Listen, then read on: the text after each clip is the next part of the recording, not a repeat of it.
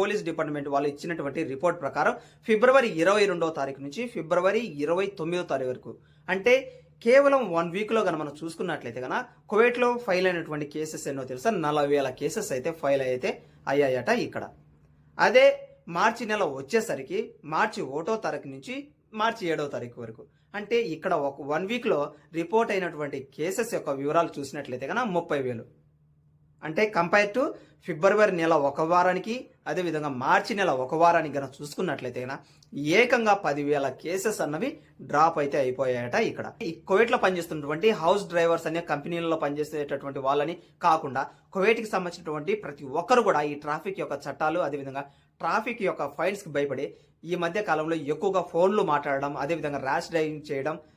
ఎటు పడితే అటు లెఫ్ట్ అండ్ రైట్ డ్రైవ్ చేయడం అదేవిధంగా సిగ్నల్స్ ని క్రాస్ చేయడం వంటివి చేయడం అయితే చాలా తక్కువ అయితే అయిపోయాయట రీసెంట్ కాలంలో.